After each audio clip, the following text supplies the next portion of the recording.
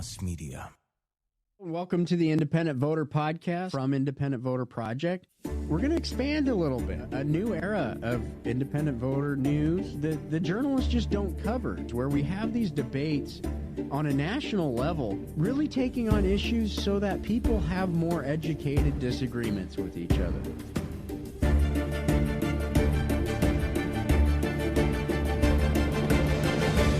Let's just explain how the process really works. Okay, welcome back, everybody. We're at the Independent Voter Podcast again. We have an interesting guest here in this episode. We kind of try to cover the country. One of those states that sometimes flies under the radar, sometimes it becomes a hot potato, is Idaho. Idaho's an interesting state, have semi-closed primaries, some interesting politics there. I'm from California. I think half of our population has now moved to Idaho, so Idaho should be one of the most populous states in the country by now. So thank you or sorry, depending on your perspective. But Gregory, you're somebody that has a lot of experience in politics. You write a lot about politics in Idaho. You're a consultant. You provide advice to folks. How come you reach out to us? What do you have to say for independent voters who listen to a show talking about wonky politics like this? Well, it's actually really interesting because Idaho actually tried to run a ranked choice voter initiative a while back, and it failed miserably. I think it got maybe 30% of the vote, mostly because it was, while a lot of Idahoans were interested in open primaries, ranked choice voting was not something they could wrap their arms around. However, we have a growing independent voter population in Idaho. In fact, we have, for the first time, a real contender in the Senate running against Senator Jim Risch as an independent. So we're seeing an appetite for an independent thought process, especially as in Idaho, there's a lot of contention around this fight within the Republican Party. So Republicans against Republicans, people who would be considered more on the fringe or far right or more extreme versus people who had been Republicans their whole lives. Like, what happened? And we find it's a lot of people from your state who came here and brought their politics with them. And it's made things interesting. And when you say that, like, what politics are they bringing with them? I'm curious. So, we're seeing people come to Idaho with this, and then 5 minutes later, they're running for office. And they're like, well, we want to make Idaho more conservative. Or, the liberals are taking over, right? Somebody's told them that somehow all these people moving to Idaho are from the left and they're trying to turn the state blue, which is completely false. The data shows over 70% of people who moved to Idaho in the last few years registered Republican.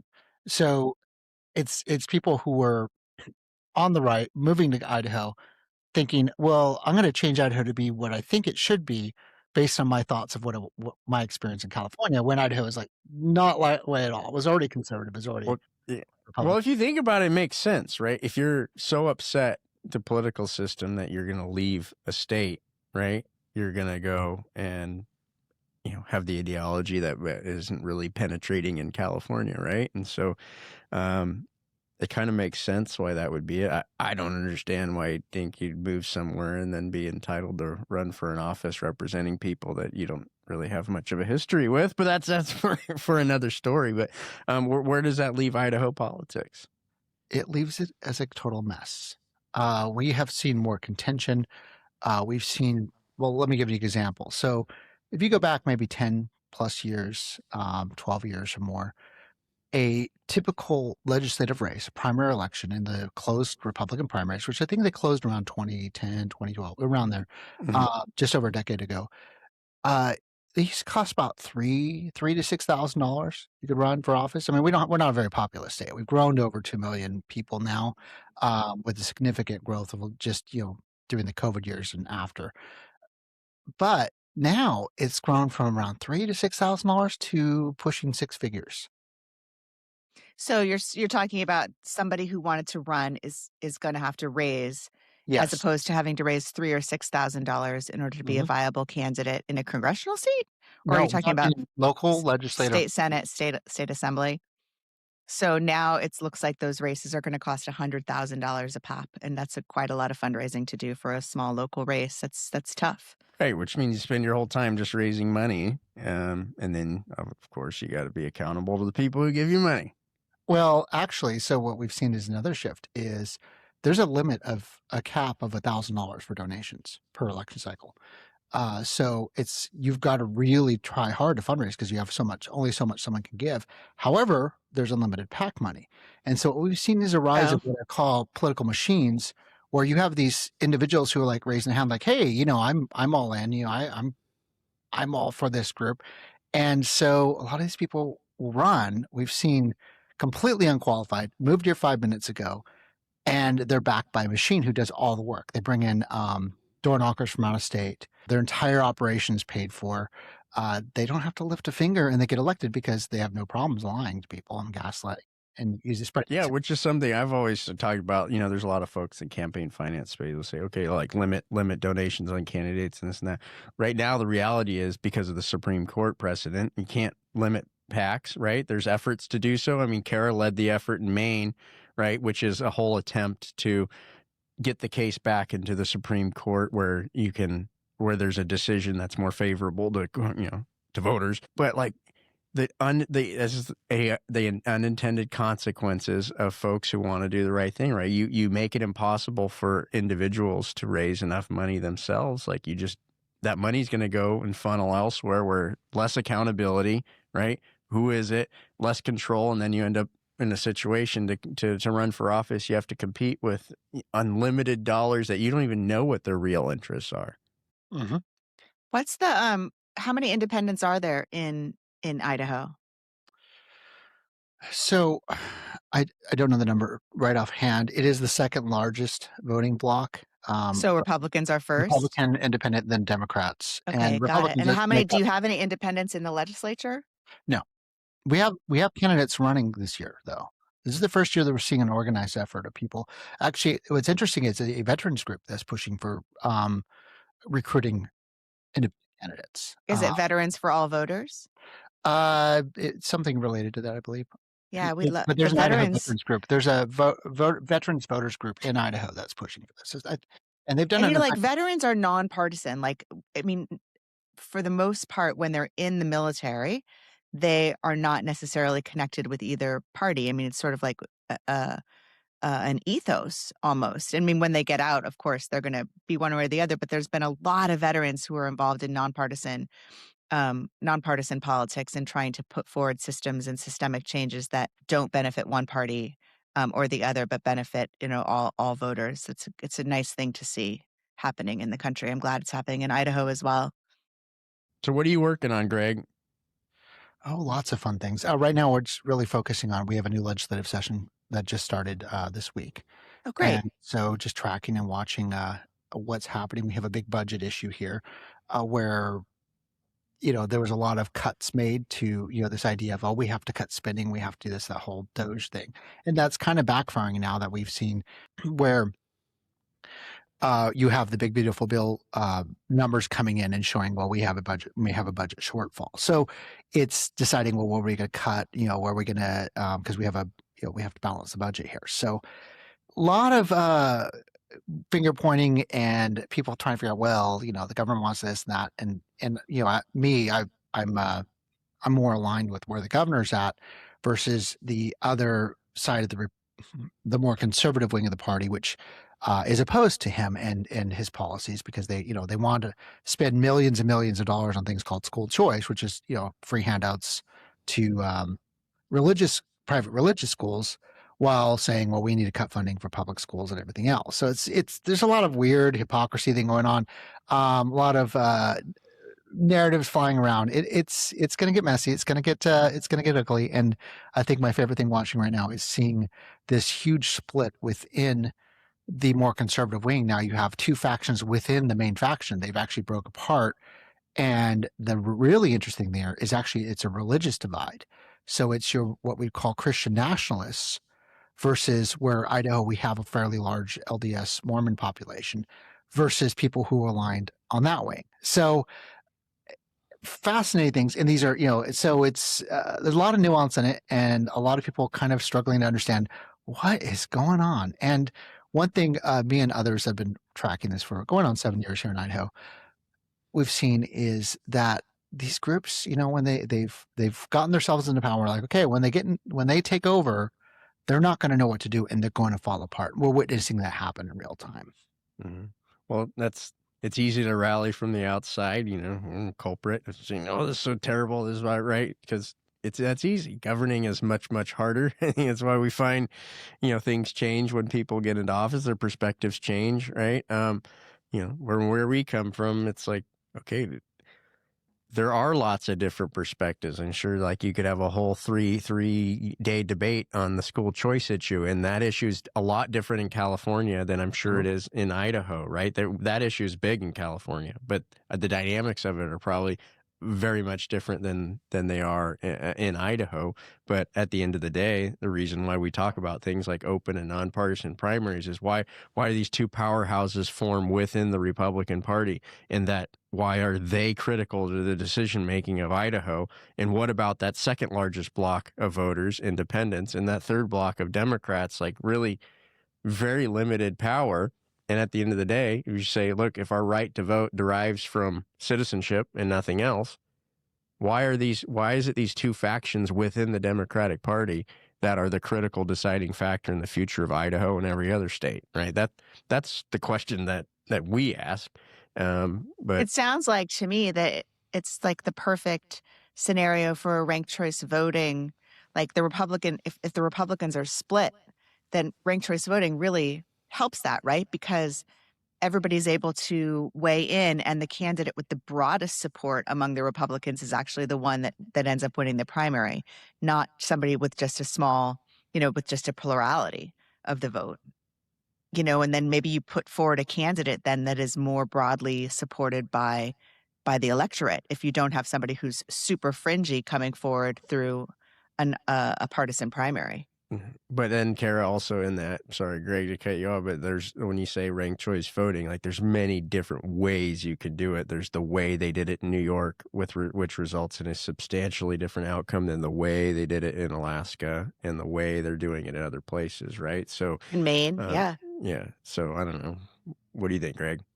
So in Idaho, when they tried this, they did a voter initiative. It made it on the ballot. The conservative wing came up with this brilliant idea in their minds, like, oh, we'll just say, well, the Communist Party of America says that they approve and endorse ranked choice voting. So therefore, if you support ranked choice voting, you're a communist. You're a socialist. Awesome. That's great. Right? Yeah, they'll And of do course, anything that they can little to stop it. information voter, right? They pick up on that, and it was all about, they called it the Gem State heist, and anyone who's supporting this is on the left. And these are the kind of things we see in Idaho, the whole rhino debate.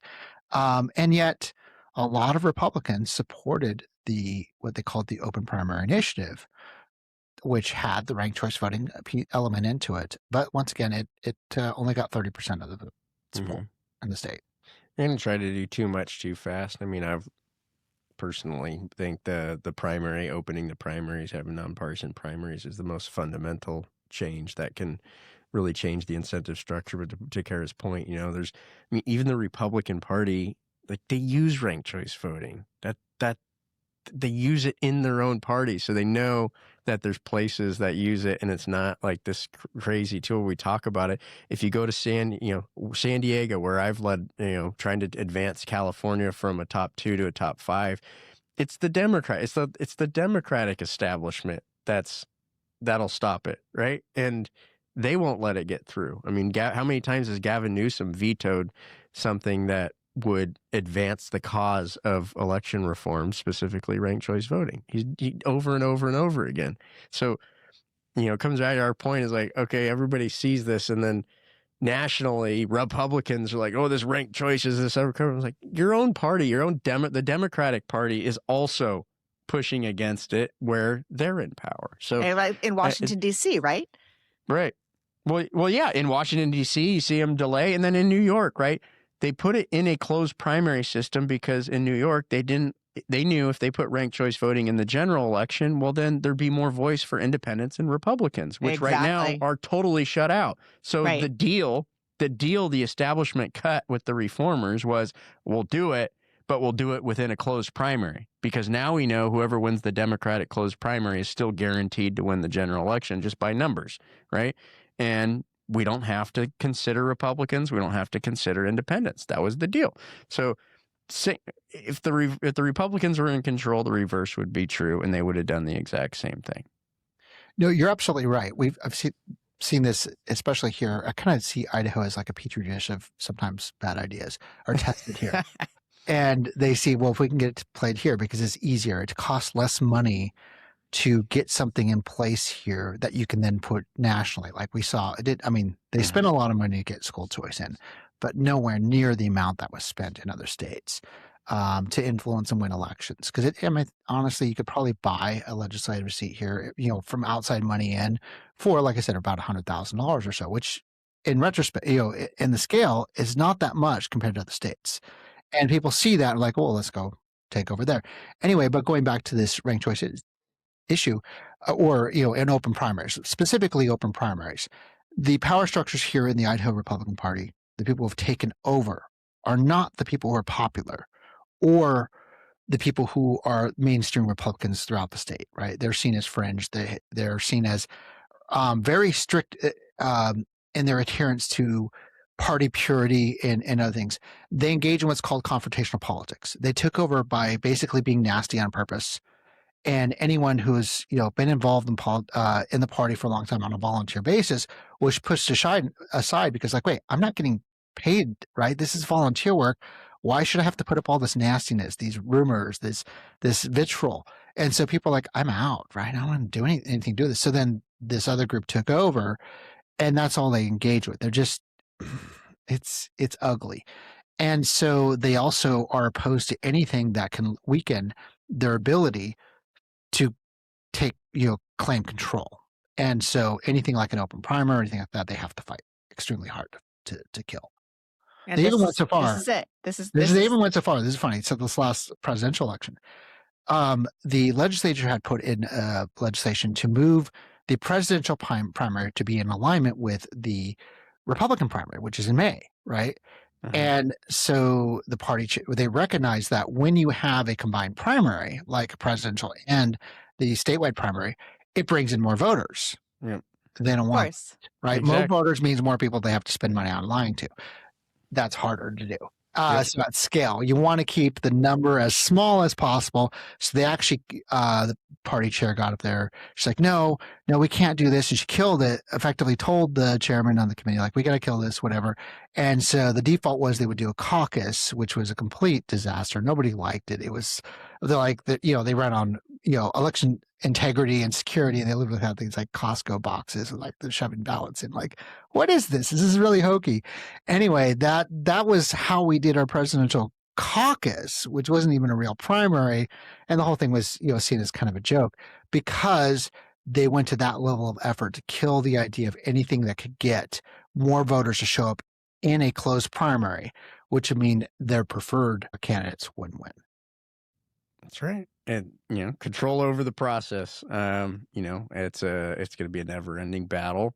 Something that, independent voter project, you step back, what are we about? We get attacked for being Republicans, being Democrats. And like, Kara has her opinions. I have mine. Ethan over here has his. Lena certainly has hers. You can see it in her eyes over there behind the microphone. But it's like, none of that matters. Like, we're supposed to have a competitive environment for elections right now. And really all this is about is people getting in control and then removing the competition because, my argument is if you're for a closed primary, it means you don't believe you can go out and convince the electorate. Right? You don't have enough confidence in your position to think I can go out and get anybody that's not part of me. The irony is when they throw around things like communism, right? And then they go, nope, you got to join our party to have power. Right? They go, do you guys not see the hypocrisy when you say you call everybody a communist and then you want to force people to join your party? How is that not hypocritical? And that right there is actually the core focus of my work in Idaho. My Substack, it's called Political Potatoes. I have a podcast on there. And right, it's called Political Potatoes. That's cute. And right, where the potatoes say, right, Idaho. And I made a potato joke on the intro. I understand. I got it. I saw that. I was like, I was. I love potatoes. Paying attention. Anyway, so what I found is that there is so much hypocrisy with these individuals running, in these groups. They're like, oh, we're conservative or this. And what I found is when you challenge them, like, what does it actually mean to be a conservative? They're like, well, it's about opposing anything for left. They only tell you what they're against. It's never for what they actually stand for, because a lot of them don't know, right? It's So just about being angry. Who am I supposed to be angry about today? And so as a Republican, the rest of us Republicans in Idaho are like, what is this? This isn't the party. This isn't what being a Republican is in Idaho. And so just watching this massive amount of hypocrisy happening, it's fun to call it out. And as a result, right, of my doing this work over the years, it's not been easy, right? People don't like being called out. And it's led to, and I can say, just in my personal experience over the years, death threats. I've been sued twice. I've personally spent 6 figures in fighting legal battles and winning them, but having to cover my own costs. I've had to anyway, if you read my site, you'll see the stories. They're they're gut wrenching. Like, no one should ever have to go through this amount of like political violence just for speaking up and calling these people out. And But just that's the thing, Gregory. right. That's the Yeah. thing. That's why we have to change the underlying system, because it's incentivizing all of this terrible behavior, and it's tearing our country apart. And so whether you have to keep going, and this is sort of the urgent need. Like, there are systemic changes that we can make, that we know, that we are sure will lower the volume. Yeah. And I mean, and will bring us together, and we really need to get about getting that done. yeah. And I mean, our stop own complaining. example, we faced that too. I mean, Ethan, one of the posts, it wasn't even the most viral post. You did one of the of JD Vance's comments, right? And like, we're an independent voter. We have a news website, is to like show you, just like he posted the mayor of Minnesota, right? And I mean, we got some emails, like just nasty emails, like, murder is murder. How dare you? I'm off your email list. Screw you, right? I'm like, we just put that in as to show you what he's saying, and then juxtaposed to what somebody else is saying. So you understand. But that, and like, the whole point why we do what we do is like, yes, the process as it exists encourages hyperbole, including some of the things that the vice president says, including the way the Minnesota mayors handled it, right? Like, a leader's job is supposed to bring calm and to bring security and like to bring the tone down, right? Both sides just keep fanning the flames, right? And you get to the point when you say, why does that happen? Well, we've incentivized a process that encourages that.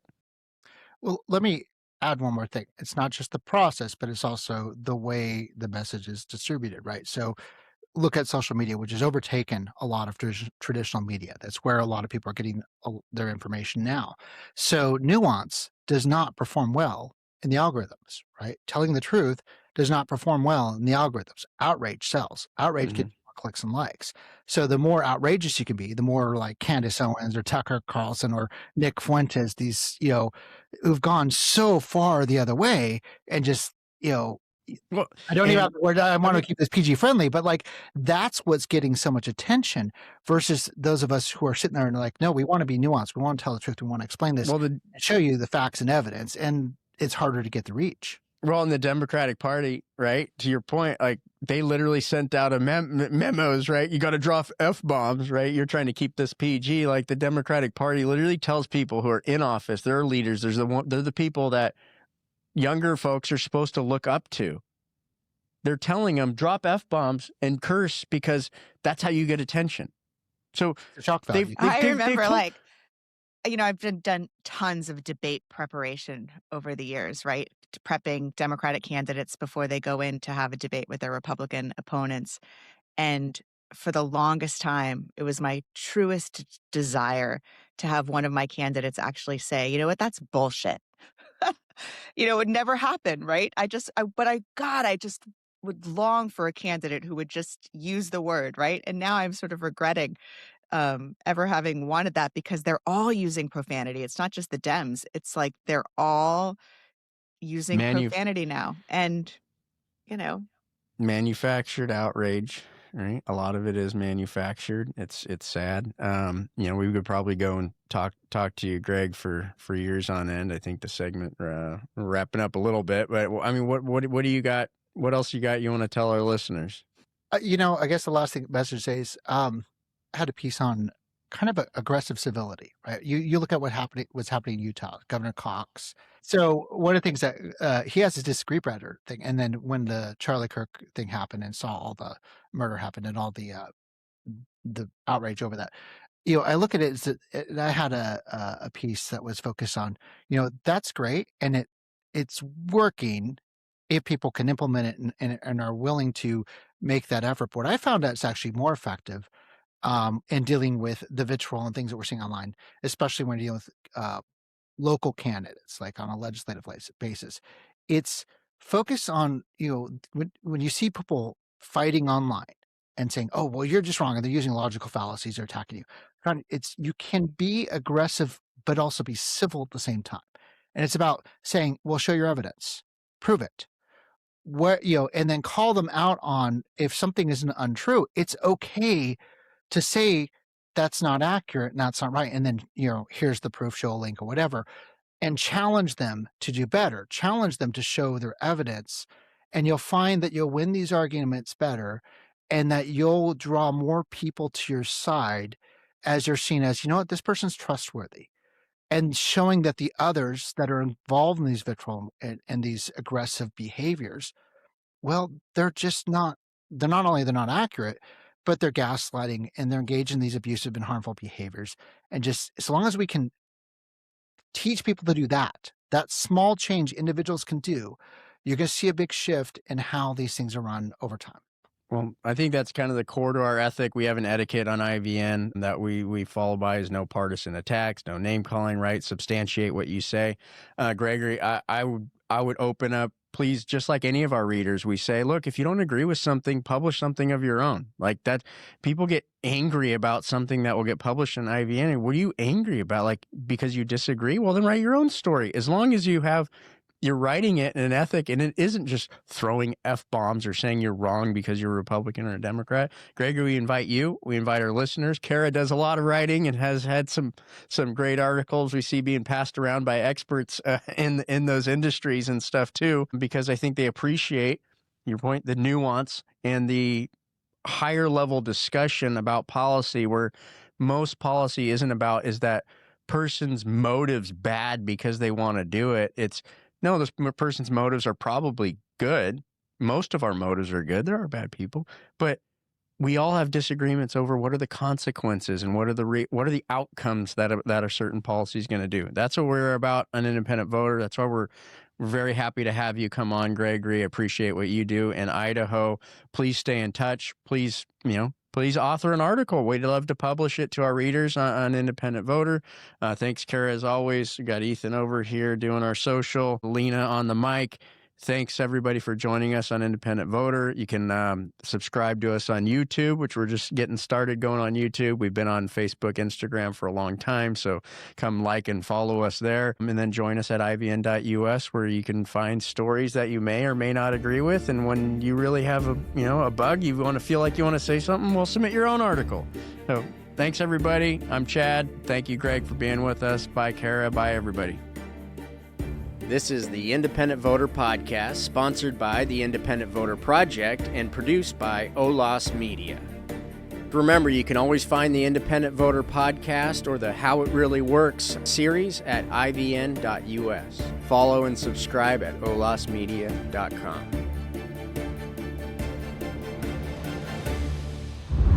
OLAS Media.